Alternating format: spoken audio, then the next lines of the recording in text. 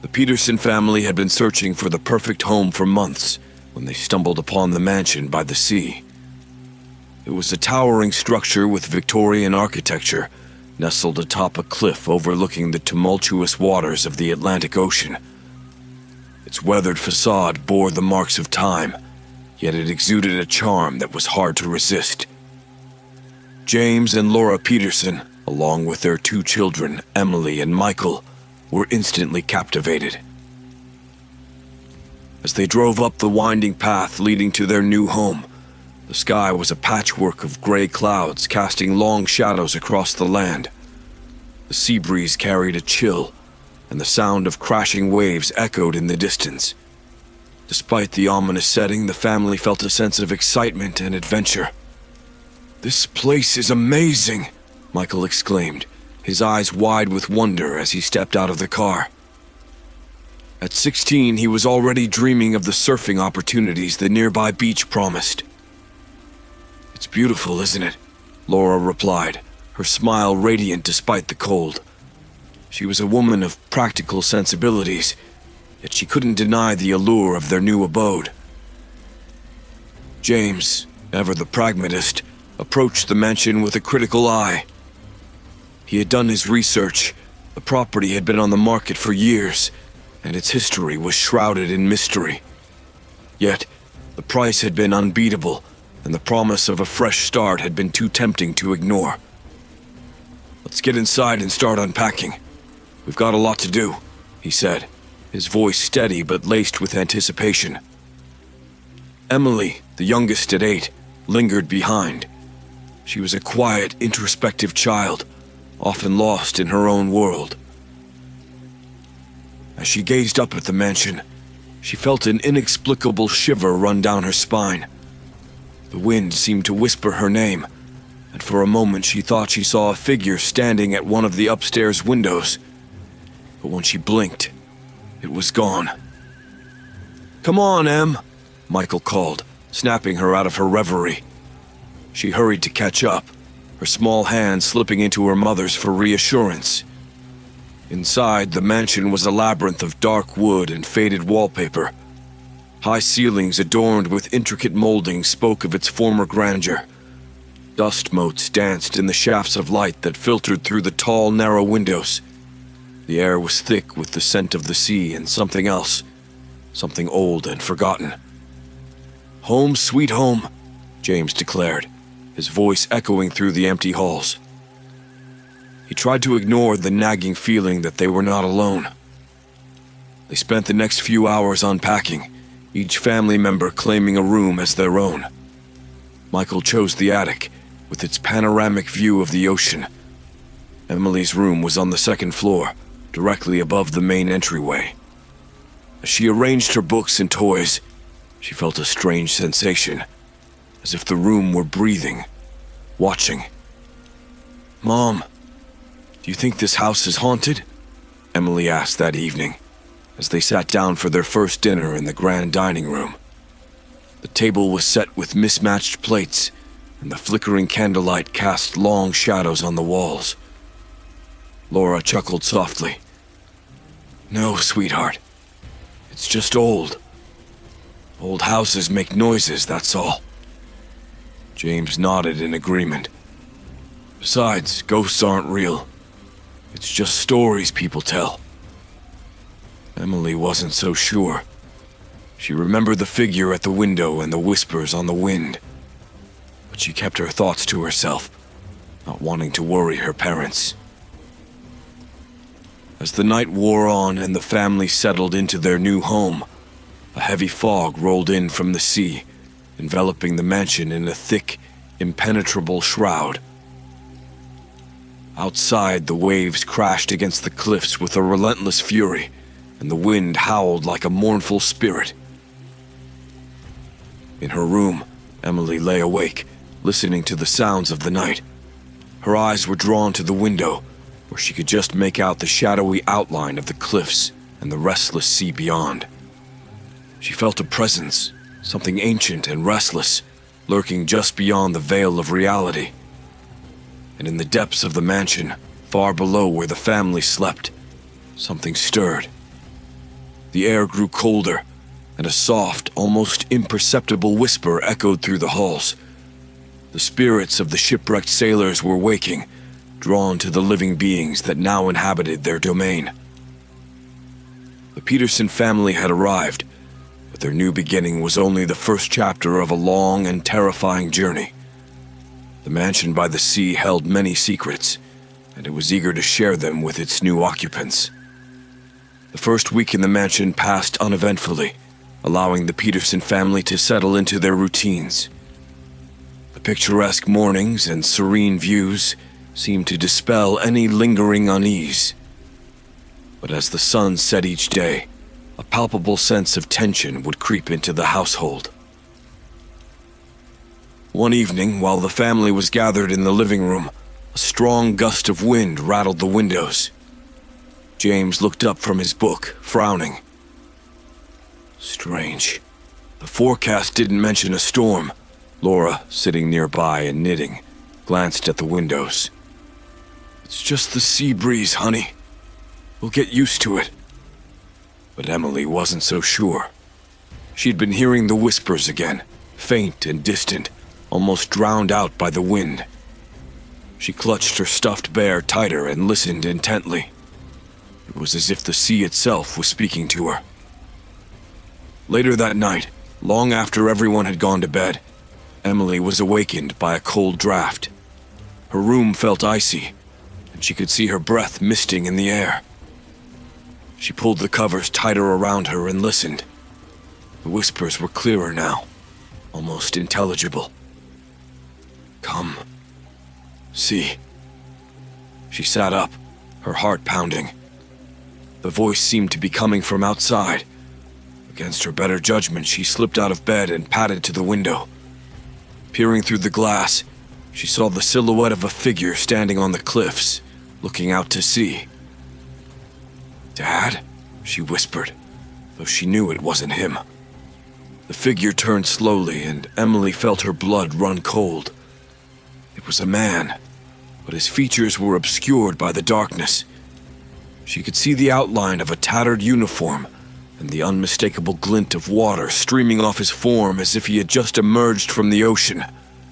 Emily screamed and stumbled backward, knocking over a lamp. Her parents rushed into the room, finding her huddled on the floor, trembling. Emily, what's wrong? Laura asked, pulling her daughter into a tight embrace. There was a man outside, on the cliffs, Emily sobbed. He was all wet, like he came from the sea. James exchanged a worried glance with Laura. It's just your imagination, sweetie. There's no one out there. It's too dangerous by the cliffs at night. But I saw him, Emily insisted. James sighed. I'll go check, okay? Just to make sure. He grabbed a flashlight and ventured outside, the beam cutting through the thick fog that had rolled in again. He scanned the cliffs and the shoreline but found nothing. The wind howled around him, carrying with it the faintest hint of a whisper. He shook his head and returned to the house, his expression troubled. There's no one out there, Emily, he said gently. It's just the wind and the shadows playing tricks. Emily nodded reluctantly, though she remained unconvinced. The image of the man on the cliffs was burned into her mind. The following days brought more strange occurrences. Laura found objects moved from their usual places, and Michael complained of cold spots in his attic room. At night, the whispers grew louder, more insistent. They seemed to seep into the very walls of the mansion, filling the rooms with an eerie, unshakable presence. One afternoon, as Laura was unpacking the last of the boxes in the study, she came across an old leather-bound journal. Its pages were yellowed with age and the ink had faded, but it was still legible. She began to read, her curiosity piqued. The journal belonged to a man named Captain Nathaniel Gray, who had lived in the mansion over a century ago. He wrote of the treacherous waters off the coast and the many ships that had met their end on the jagged rocks. He spoke of the lives lost and the souls that were unable to find peace. As she read, a chill ran down her spine. The journal detailed the final desperate moments of the sailors, their cries for help swallowed by the merciless sea. Captain Gray believed the spirits of these men were bound to the place, cursed to wander the cliffs and the mansion for eternity. Laura closed the journal, her hands trembling. She glanced around the study, feeling the weight of unseen eyes upon her. The mansion's history was darker than she had imagined, and the restless spirits were more than just a figment of her daughter's imagination. That night, Laura shared her discovery with James. He listened, his face growing pale. "We need to do something," Laura said. "The spirits, they're not at peace." James nodded, his mind racing. "But what can we do? How do we help them?" As they pondered their next steps, the whispers outside grew louder, merging with the howling wind.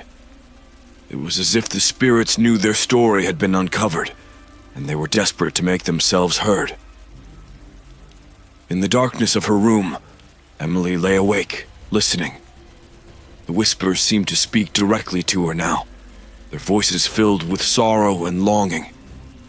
She closed her eyes, feeling a strange connection to the lost souls of the sea.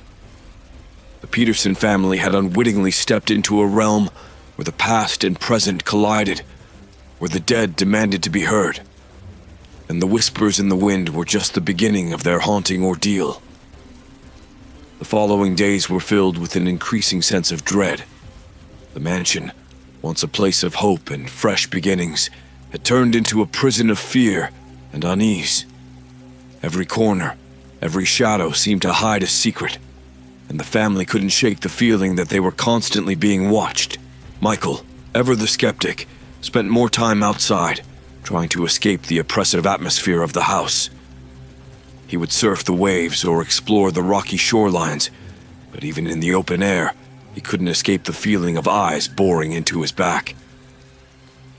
One afternoon, as Michael was paddling back to shore after a particularly rough surf, he noticed something strange. Out of the corner of his eye, he saw a figure standing at the edge of the cliffs. He squinted against the glare of the sun, but the figure remained indistinct, a dark silhouette against the sky. "Hey!" he called out, waving. The figure didn't move. It simply stood there, watching. A chill ran down his spine. He turned his board quickly, paddling with all his might towards the shore.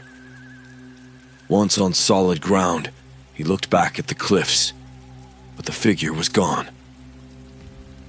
"Must be my imagination," he muttered to himself, though he couldn't shake the eerie feeling. Back at the mansion, Laura was busy in the kitchen when she heard a loud crash from the dining room. She rushed in to find the chandelier swaying violently, the glassware on the table shattered. The air was thick with the scent of salt and something else, something acrid and metallic. James came running. "What happened?" "I don't know," Laura said, her voice shaking. It just happened." James inspected the room, but there was no logical explanation. No windows were open, and the air was still. It was as if some unseen force had passed through, leaving destruction in its wake. Emily, who had been playing in the living room, looked up at her parents. "It's them," she said quietly. "The sailors. They're angry." James knelt down beside her, trying to mask his fear with a reassuring smile. "It's just the house settling, Em. Old houses do that." Emily shook her head, her eyes wide and solemn. "No, Dad. They're watching us. They don't want us here." That night, as the family gathered for dinner, the atmosphere was tense. They ate in silence, the occasional clink of cutlery the only sound. Outside, the wind howled and the waves crashed against the cliffs, as if the sea itself was trying to warn them. After dinner, James decided to do some investigating of his own. He took a flashlight and ventured into the basement, a place they had mostly avoided since moving in.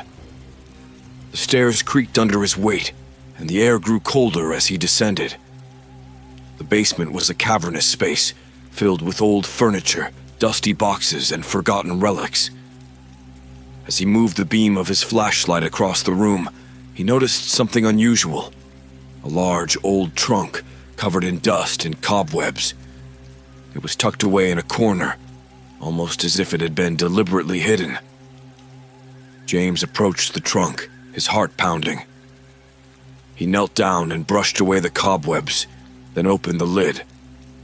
Inside, he found an assortment of items: tattered uniforms, nautical maps, and a collection of personal effects that once belonged to the sailors. Among them was a rusted pocket watch, its glass cracked and its hands frozen in time. As he sifted through the items, he felt a sudden drop in temperature. His breath came out in visible puffs and the flashlight flickered. He heard a faint whisper, almost too soft to discern, but unmistakably there. "Why are you here?" the voice seemed to ask. James stumbled back, his flashlight clattering to the ground. He grabbed the pocket watch and the journal he had found earlier, then hurried back upstairs, his mind racing. Back in the warmth of the living room, he shared his discovery with Laura. She listened, her face growing pale. "We need to leave," she said, her voice trembling. "This place, it's not safe." "But where will we go?" James asked, glancing at their children who were huddled together on the couch. "We've invested everything in this house." Laura looked at him, desperation in her eyes. "I don't care. We can't stay here." That night, the family slept uneasily, each member plagued by restless dreams. Emily dreamt of the sea, of hands reaching out from the depths, trying to pull her under. Michael dreamt of the cliffs, of the figure watching him, its eyes hollow and accusing. And James and Laura dreamt of the mansion, of its dark history, and the souls trapped within its walls. In the early hours of the morning, a loud bang jolted them awake. They rushed to the source of the noise and found that the front door had been flung open, the wind howling through the entryway. As they stood there, the whispers returned, louder and more insistent than ever. "Leave. Leave." The Peterson family huddled together, realizing that the unseen watchers were growing more desperate, more aggressive. The mansion was no longer just a house. It was a battleground between the living and the dead were growing stronger. The whispers in the wind had turned into an urgent plea, a demand that could not be ignored.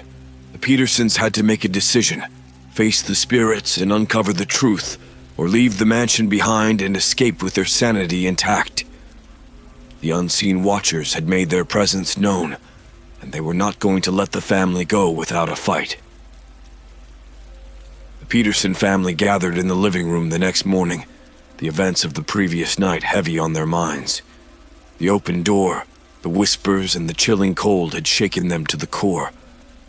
It was clear they needed to understand what was happening if they were to find any peace. Laura brought out the old journal she had found earlier, its worn pages filled with Captain Nathaniel Gray's meticulous handwriting. "We need to learn more about this place and the spirits haunting it," she said, opening the journal to the first entry. James nodded. "If we can understand why they're here, maybe we can help them move on."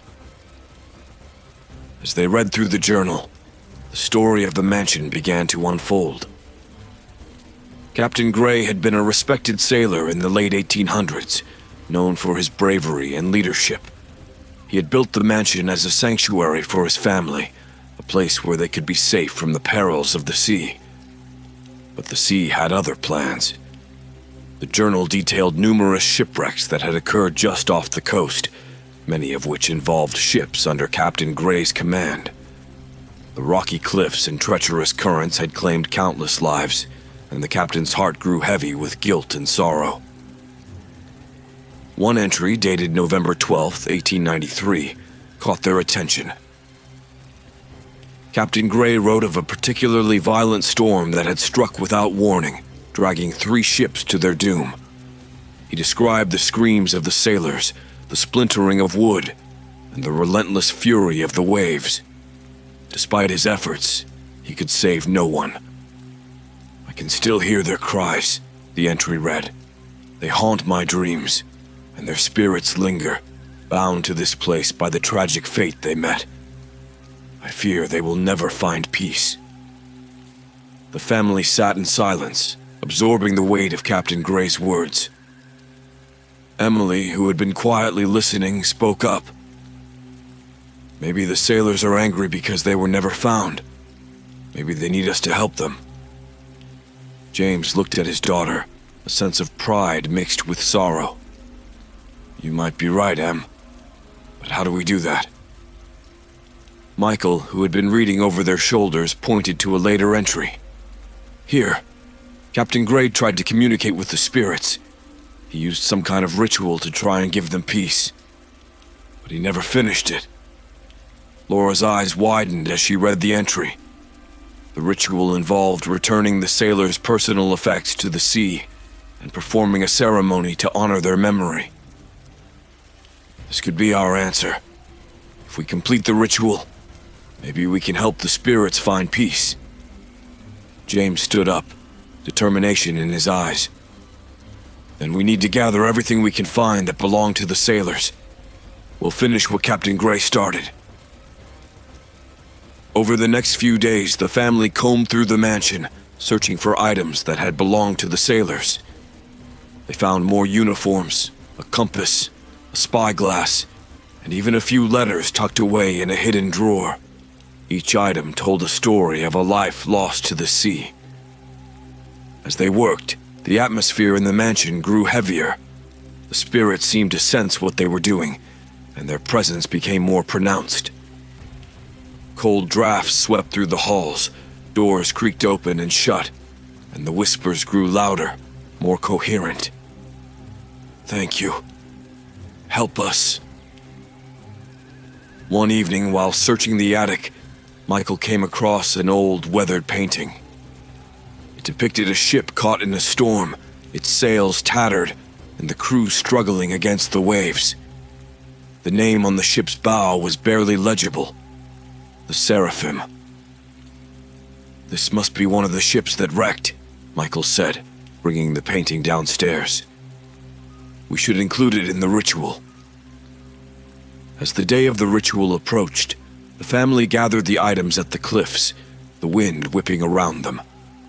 The sky was overcast, and the sea roared below, as if echoing the anger and sorrow of the lost sailors. James held up Captain Gray's journal, reading the final instructions for the ceremony. "We return these items to the sea, honoring the lives lost and seeking to give them peace. May their spirits find rest, and their voices be silenced." One by one, they tossed the items into the waves. The compass, the spyglass, the letters, all were swallowed by the sea. Emily held the pocket watch, hesitating. "I hope this helps you," she whispered, before letting it fall into the water. As the last item disappeared beneath the waves, a strange calm settled over the cliffs. The wind died down, and the whispers ceased. For a moment, it seemed as though the spirits had accepted their offering, but as the family turned to leave, a cold, unnatural wind swept through, nearly knocking them off their feet. The whispers returned, louder and more frantic than ever. "Not enough. Not enough." Spirits were not satisfied. There was something they had missed, something crucial to their torment. The Petersons looked at each other, fear and determination in their eyes. They had made progress, but the echoes of the past still held the mansion in a relentless grip. They would have to delve deeper into the mystery, uncovering the final piece that would bring the sailors the peace they so desperately sought. The mansion by the sea had not yet revealed all its secrets, and the family's ordeal was far from over. The Peterson family returned to the mansion, their spirits heavy with the weight of their failed attempt. The sense of urgency grew, and the whispers became an unrelenting presence in their lives. That night, as the storm clouds gathered over the sea, James found himself unable to sleep. He wandered the darkened halls of the mansion, his thoughts consumed by the restless spirits and the unfinished ritual. The house seemed to groan and creak in sympathy, the old wood echoing his unease. As he passed the living room, he heard a faint, almost imperceptible sound, a low, mournful moan that sent a chill down his spine. James stopped, his heart pounding. The air grew colder, and he could see his breath misting in front of him. Slowly, he turned towards the sound, raising his flashlight. The beam cut through the darkness, illuminating the room with a harsh, artificial light. And there, standing in the center of the room, was the apparition. The ghostly figure of a sailor, his uniform tattered and soaked, stood before him. Water dripped from his form, pooling on the floor in dark, spreading stains. His face was gaunt, hollow eyes staring out from beneath a brimmed hat. The room was filled with the scent of salt and decay. James felt his throat tighten, fear gripping him like a vice. He wanted to run, to wake his family and flee the mansion, but his feet seemed rooted to the spot. The sailor's eyes locked onto his, and he felt a wave of sorrow and desperation wash over him. "Leave this place," the apparition said, its voice a hollow echo. "You must leave before it's too late." James forced himself to speak. "Who are you? What do you want?" The sailor's expression twisted with anguish. "We are the forgotten, the lost, trapped between life and death, bound to this place by the treachery of the sea. You must set us free." "But we tried," James said, his voice shaking. "We did the ritual. We returned your things to the sea. Why aren't you at peace?" The apparition raised a spectral hand, pointing towards the cliffs. "There is more, a secret buried in the depths. You must find it, or suffer our fate." With that, the apparition began to fade, the room growing colder still. The sailor's final words echoed in James's mind as the figure vanished, leaving him standing alone in the darkened room. James stumbled back to his bedroom, his mind racing. Laura woke as he entered, sensing his distress. "James, what happened?" He sat on the edge of the bed, his face pale. "I saw one of them. A sailor. He spoke to me, Laura. He said there's more we need to do, something we haven't found yet." Laura's eyes widened in alarm. "What does that mean? What are we missing?" "I don't know," James admitted. "But he mentioned something buried in the depths. We need to figure out what it is, and fast." The next morning, the family gathered in the kitchen, the storm outside raging with a renewed fury. James recounted his encounter with the apparition, and they discussed their next steps. The journal had mentioned nothing about additional items or secrets, and they were at a loss. "We need to search the cliffs," Michael suggested. "Maybe there's something down there, something hidden." "But it's dangerous," Laura protested. "The waves, the rocks. Someone could get hurt." "We don't have a choice," James said, determination in his eyes. "If we don't find whatever it is, those spirits will never be at peace. And neither will we." They waited for the storm to abate, then made their way down to the cliffs. The wind still howled, and the waves crashed against the rocks with relentless force. The family spread out, searching for any signs of something hidden or buried. Emily, who had always been drawn to the sea, wandered closer to the water's edge. As she stood there, she noticed something glinting in the sunlight, partially buried in the sand. She knelt down, brushing away the sand to reveal a rusted metal box. "Mom, Dad, I found something," she called out, waving them over. James and Laura hurried to her side, their hearts pounding with hope and fear. James carefully pried open the box, revealing a collection of documents and a small, ornate key. "These look like ship logs," Laura said, examining the documents. "And this key, it must open something." James rifled through the logs, his eyes scanning the faded entries. "This one mentions a chest, something valuable that was lost in the wreck. It was supposed to be hidden in the mansion, but it doesn't say where." They returned to the mansion, clutching the key and the logs. The spirits were more restless than ever, the whispers now a constant, unnerving background noise. They searched every room, every hidden nook and cranny, but found nothing. Finally, in the basement, James had an idea. He remembered the large trunk he had found earlier and hurried over to it. He tried the key in the lock, and with a satisfying click, it opened. Inside, they found a small, intricately carved chest. It was covered in barnacles and seaweed, as if it had been submerged in the ocean for years. Carefully, they lifted it out and set it on the floor. "Open it," Emily whispered, her eyes wide with anticipation. James took a deep breath and turned the key in the chest's lock. The lid creaked open, revealing a collection of gold coins, jewelry, and a small, weathered diary. Laura picked up the diary, her hands trembling. This must be it. The final piece.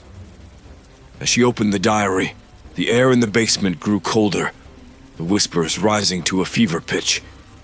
The spirits were gathering, their presence almost palpable. Laura read the diary aloud, the entries revealing the story of the chest. It had belonged to the ship's captain, who had hidden it away in a desperate attempt to protect it from pirates. But the ship had wrecked, and the captain and his crew had perished, their souls bound to the treasure they could never claim. "We need to return this to the sea," James said, his voice resolute. "It's the only way to set them free." With the chest in hand, the family made their way back to the cliffs. The storm had died down, the sea now eerily calm. They stood at the edge, the waves lapping gently at the rocks. "Here," James said, holding the chest over the water. "We return what was lost so that you may find peace." He released the chest and it sank beneath the waves, disappearing into the depths. For a moment, nothing happened. Then, the air grew warm, the oppressive weight lifting from their shoulders. The whispers ceased, replaced by a profound silence. The spirits had finally found peace. As the family stood there, watching the waves, they felt a sense of relief wash over them. The mansion by the sea had given up its secrets, and the Petersons had helped to right a wrong that had lingered for over a century. They returned to the mansion, the house now feeling lighter, more welcoming. The shadows seemed less dark, the air less cold. The spirits were gone, their watchful presence no longer looming over the family. For the first time since their arrival, the Petersons felt truly at home. The haunted mansion by the sea had been cleansed, its tragic history laid to rest. And as the sun set over the horizon, the family knew that they had finally found peace. The Peterson family enjoyed a brief period of peace after returning the chest to the sea. The mansion, which had once been oppressive and filled with an eerie presence, felt lighter. The air was no longer thick with whispers, and the constant chill seemed to have dissipated. For the first time since they arrived, the family began to feel at home.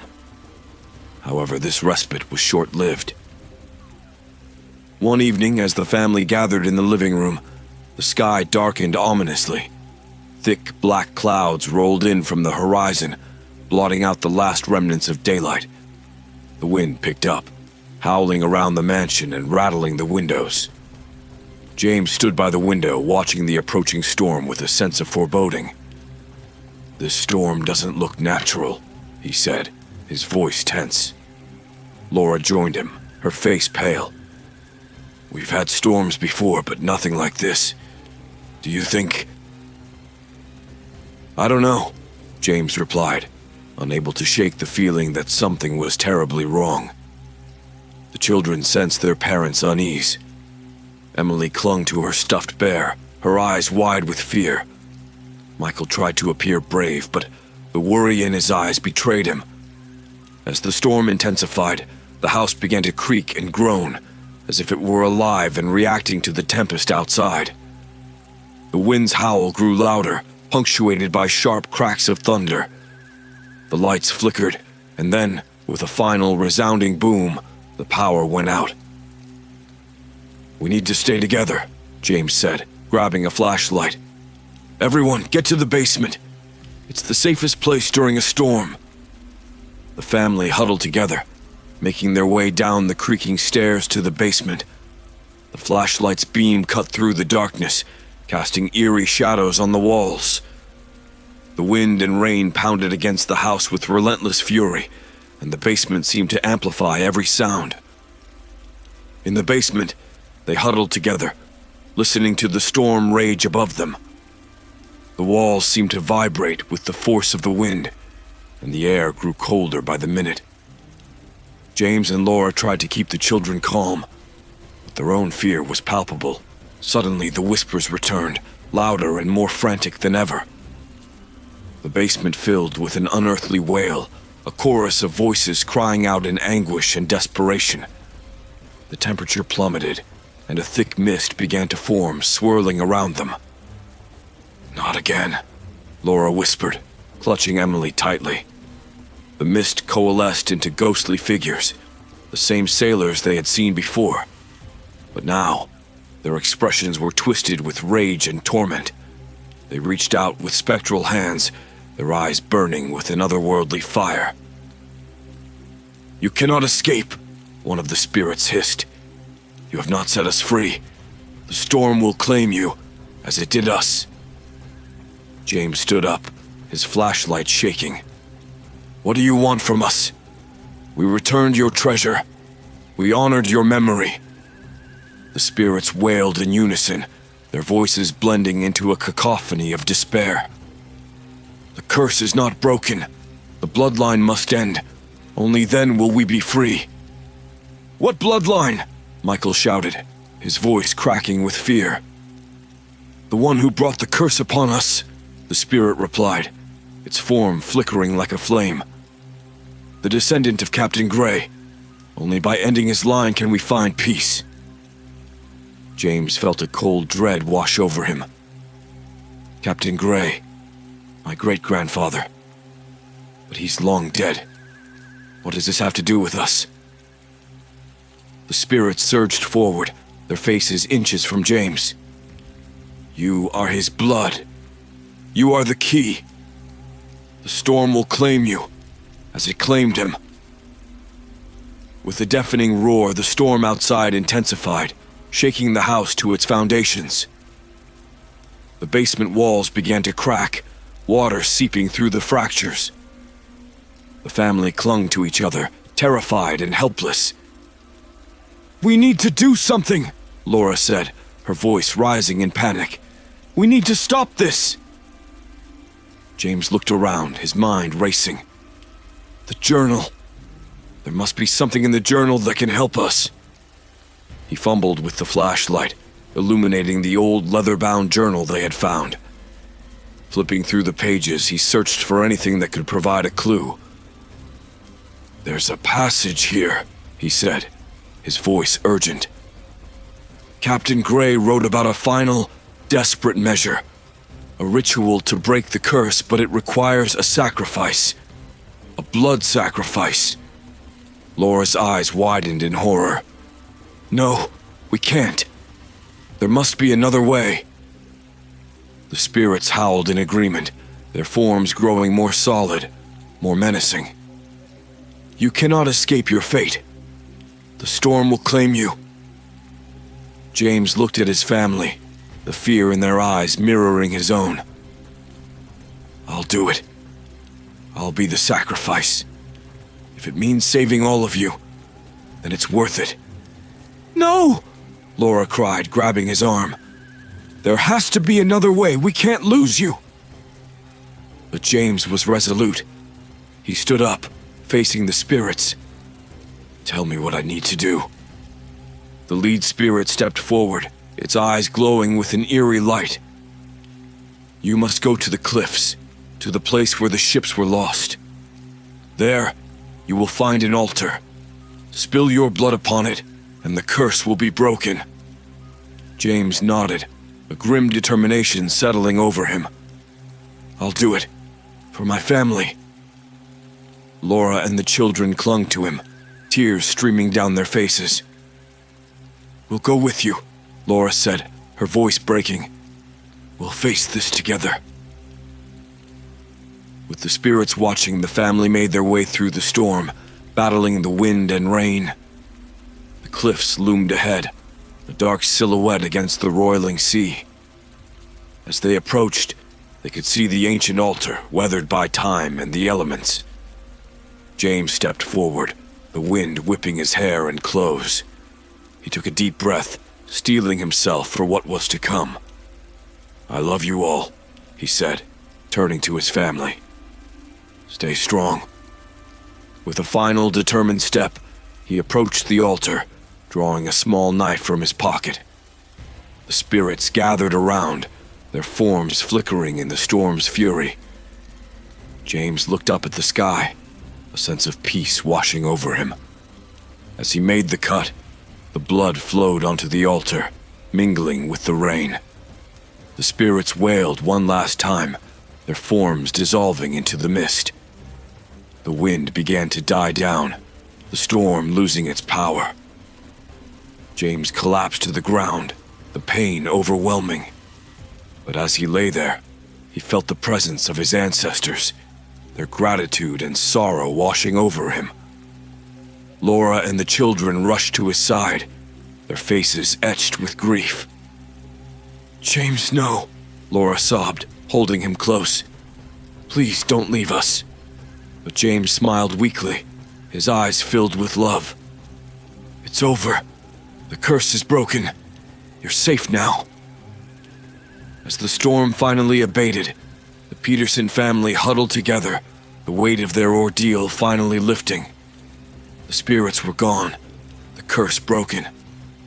And while they had lost so much, they knew they had gained something even more precious, the strength of their love and the unbreakable bond of family. The haunted mansion by the sea had been cleansed, its tragic history laid to rest. And as the first light of dawn broke through the clouds, the Petersons knew they had finally found peace. The calm that followed the storm was unsettling. The Peterson family was still reeling from the events of the previous night, and the mansion seemed to hold its breath, waiting. James lay in bed, recovering from his self-inflicted wound. Though weak, he was alive, a testament to the strength of his family's love and determination. Laura had spent the morning tending to James, but her mind was elsewhere. The spirits were gone, the curse supposedly broken, but something still felt off. She couldn't shake the feeling that they had missed something crucial. The mansion, though quieter, still seemed to hum with an undercurrent of unresolved tension. Michael and Emily busied themselves with chores, trying to restore some sense of normalcy. But the events of the past weeks had changed them all. Emily, once quiet and introspective, now seemed haunted by the memories of the spirits and the storm. Michael, always the skeptic, had developed a fierce protectiveness over his family, his disbelief replaced by a grim resolve. That afternoon, Laura decided to revisit Captain Gray's journal. She needed to understand more about the curse, to ensure that their ordeal was truly over. As she flipped through the worn pages, she stumbled upon an entry she had previously overlooked. It was dated a few weeks after the storm that had wrecked the ships. July 15th, 1893. The storm has passed, but the shadows linger. I fear my attempts to break the curse have only angered the spirits. There is something I have not yet confessed, something that lies at the heart of this tragedy. I pray that one day someone will uncover the truth and set things right. Laura's heart raced as she read the entry. There was more to the story, something Captain Gray had kept hidden. She knew she had to find it, whatever it was. She shared her discovery with James and the children, their faces reflecting her urgency. "We need to find out what he was hiding," Laura said, her voice firm. "There's something here, something we've missed." James nodded, though his face was pale and drawn. "There's a hidden room in the basement. We never explored it fully. Maybe there's something there." Armed with flashlights and a renewed sense of purpose, the family descended into the basement. The air was thick with dust and the smell of damp earth. They searched every corner, moving boxes and old furniture, until they found a small, concealed door behind a stack of crates.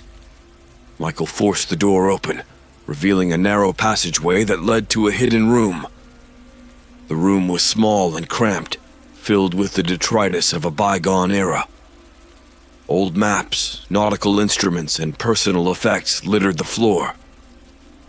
But it was the object in the center of the room that caught their attention.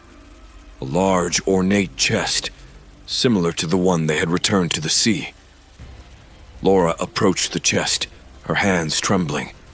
She carefully lifted the lid, revealing a collection of documents, letters, and a small, intricately carved box. She picked up the box, feeling its weight and the coldness of the metal.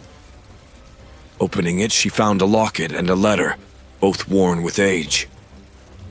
She unfolded the letter, her eyes scanning the faded script. "My dearest Catherine, I write this with a heavy heart, knowing that my actions have brought nothing but sorrow and misfortune. The curse that haunts this place is not merely the result of the shipwrecks, but of a grave sin I have committed. I wronged a crew member, a man named Samuel Reed, whose death was unjust and whose spirit now seeks vengeance. It is his wrath that fuels the storm, his anger that binds the souls to this place. Only by confessing my sin and seeking forgiveness can the curse be lifted. Yours always, Nathaniel." Laura's hands shook as she finished reading. It wasn't just the shipwrecks. Captain Gray wronged one of his own, and that's what started all of this. James took the locket from the box, opening it to reveal a small, faded photograph of a man in a sailor's uniform. "This must be Samuel Reed," he said, his voice low. "We need to make this right." Emily looked up at her parents, her eyes wide. "How do we do that?" Laura took a deep breath. "We need to find Samuel's final resting place and return these items to him. We need to give him the acknowledgement and apology he deserves." The family gathered the items from the chest and made their way to the cliffs once more. The air was calm, the sea serene, a stark contrast to the chaos of the previous night. They followed the shoreline until they found a secluded cove, a place that felt right, as if it were waiting for them. James placed the locket and the letter on a small, makeshift altar of stones. "Samuel Reed, we acknowledge your suffering. We seek your forgiveness for the wrongs done to you. May you find peace and rest." As they stood there, the air grew warm, and a gentle breeze carried the scent of salt and flowers. The oppressive weight that had hung over the mansion lifted completely, replaced by a sense of profound calm. The whispers were gone, and for the first time, the family felt truly free. They returned to the mansion, the sun setting behind them, casting a golden glow over the cliffs. The house, no longer a place of torment, seemed to welcome them. It was a fresh start, a new beginning. That night, as they sat together in the living room, Laura looked around at her family, her heart full of gratitude and hope. "We did it," she said softly. "We uncovered the truth and set things right." James smiled, taking her hand. "Yes, we did. And now we can finally move forward." The Peterson family had faced unimaginable horrors and uncovered dark secrets, but through it all, they had remained strong and united. The haunted mansion by the sea was no longer a place of fear, but of healing and renewal. And as the first stars appeared in the night sky, they knew they had found not just a house, but a home. The peace that had settled over the mansion was comforting, but the Peterson family remained vigilant. Though they had uncovered Captain Gray's secret and seemingly appeased the spirits, the memory of the storm and the spectral visitors lingered. They knew that the mansion held more secrets, and they needed to be prepared for anything. James had been slowly recovering from his wound, but the thought of another supernatural event weighed heavily on him. One evening, as he rested by the fireplace, he turned to Laura, his expression somber. "We need a plan," he said. "We faced the spirits, but there's still an unease in this house. We need to be ready for anything." Laura nodded, her eyes reflecting the same concern. "I agree. We've made progress, but we need to make sure the peace we found is permanent." Emily, who had been quietly playing nearby, looked up at her parents. "What if there's something else we missed? Another secret?" James sighed. "That's what worries me. We need to be thorough to ensure that we haven't overlooked anything." Michael, who had been listening intently, spoke up. "Maybe there are more clues in the journal.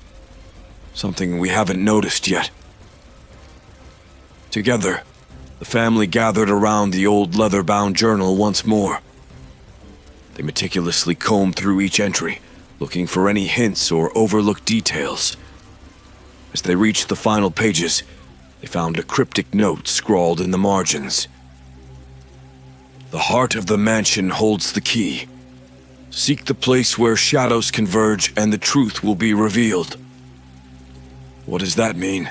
Emily asked, her brow furrowed in confusion. Laura considered the note, her mind racing. The heart of the mansion. That could mean the central room, the place where everything connects. "The living room?" Michael suggested. "It's the center of the house." James nodded. "It makes sense. In the place where shadows converge.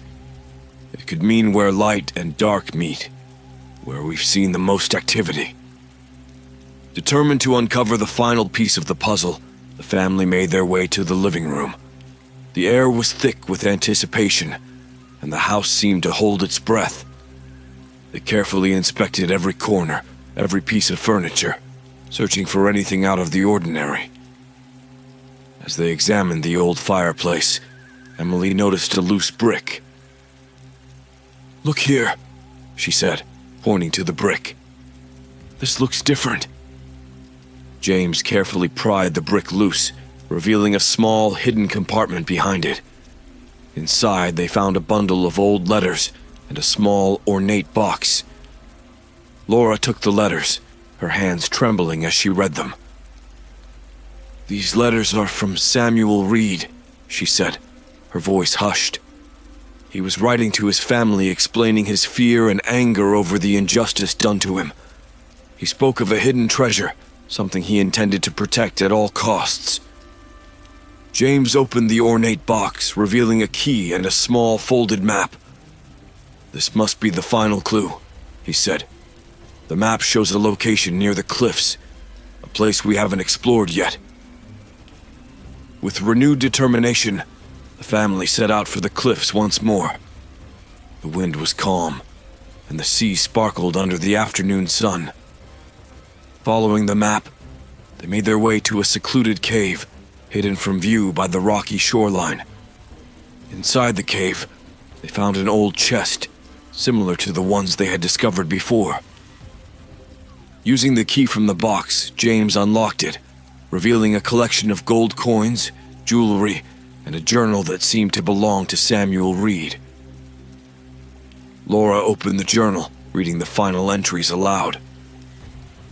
Samuel wrote about his plan to hide the treasure and his desire to protect it from those who wronged him. He cursed Captain Gray and his descendants, vowing that his spirit would not rest until justice was served. "We need to return this to the sea," James said. "This treasure is the source of the curse. We have to honor Samuel's wishes and set things right." The family carefully carried the chest to the edge of the cliffs. The sun was setting, casting a golden glow over the water. As they stood together, James spoke the words that Samuel had written in his journal.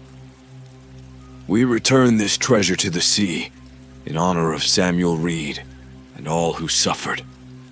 May your spirits find peace, and may the curse be lifted." With that, they pushed the chest over the edge, watching as it disappeared beneath the waves. The air grew warm, and a gentle breeze carried the scent of salt and flowers. The oppressive weight that had hung over the mansion lifted completely, replaced by a sense of profound calm. The whispers ceased, and for the first time, the family felt truly free. They returned to the mansion, the house now feeling lighter, more welcoming. The shadows seemed less dark, the air less cold. The spirits were gone, the curse broken. For the first time since their arrival, the Petersons felt truly at home. The haunted mansion by the sea had been cleansed, its tragic history laid to rest. And as the first light of dawn broke through the clouds, the family knew they had finally found peace. The peace that had settled over the mansion felt tenuous. Although the family had returned Samuel Reed's treasure to the sea and honored his memory, there remained a lingering sense of unease. The mansion, while quieter, still seemed to hold its breath, waiting. One night, as the family gathered for dinner, the wind outside began to pick up. The sky darkened, and the familiar sound of crashing waves echoed through the halls. James exchanged a worried glance with Laura. "Not again," Laura whispered, her eyes wide with fear. James nodded grimly. "We need to be prepared. Whatever is happening, we need to face it together." As the storm outside intensified, the temperature inside the mansion plummeted. The whispers, which had been absent for so long, returned, louder and more insistent than ever. "You cannot escape. The curse remains."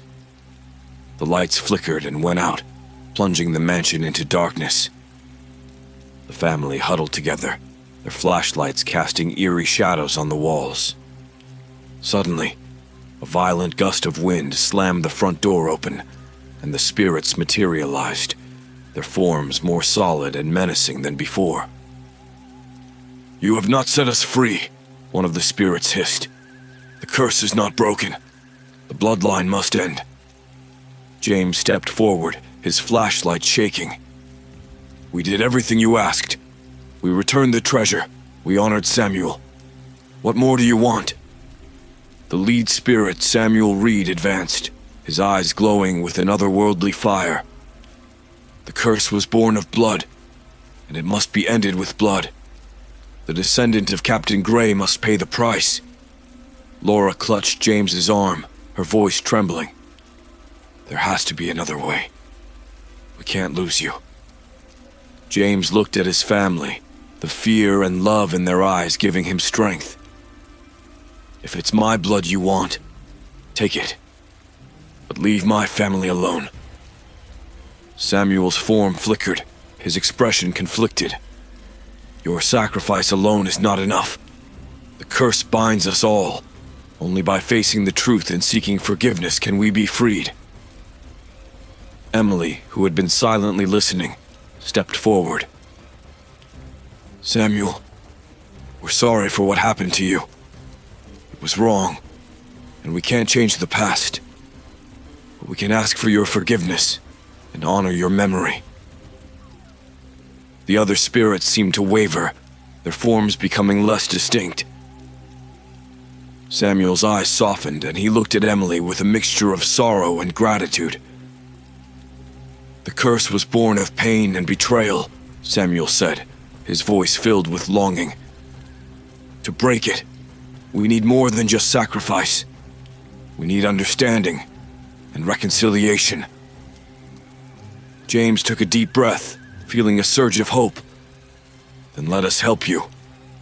Tell us what we need to do." Samuel nodded, his form stabilizing. "In the heart of the mansion where the curse began, you must perform a final ritual. Use the bloodline to seek forgiveness and release us from our torment." The family gathered in the living room, the center of the mansion. They lit candles, creating a circle of light amidst the encroaching darkness. James, with a steady hand, took a small knife and made a shallow cut on his palm. He let a few drops of blood fall into a bowl, then handed the knife to Laura, who did the same. As each family member added their blood to the bowl, they joined hands, forming a circle. Samuel and the other spirits watched, their expressions filled with anticipation and hope. James spoke the words that Samuel had instructed. "We, the descendants of Captain Gray, seek forgiveness for the wrongs of the past. We honor your memory and ask that you find peace. May this blood bind us in understanding and reconciliation." The air grew warm, and the oppressive weight lifted. The spirits began to fade, their forms dissolving into the light. Samuel looked at the family one last time, a peaceful smile on his face. "Thank you," he whispered. "You have set us free." With that, the spirits disappeared, leaving the mansion in a profound silence. The wind outside calmed, and the house felt lighter, as if a great burden had been lifted. The Peterson family sat together in the living room, their hearts filled with relief and hope. The mansion, once a place of fear and torment, had been cleansed. They had faced the final confrontation and emerged victorious. James looked at his family, his heart swelling with pride and love. "We did it," he said softly. "We truly did it." Laura hugged him tightly. "Yes, we did. And now, we can finally move forward." As the first light of dawn broke through the windows, the Petersons knew that the haunted mansion by the sea was no longer a place of sorrow and unrest. They had uncovered the truth, faced their fears, and forged a new beginning. The past had been laid to rest, and the future was theirs to embrace.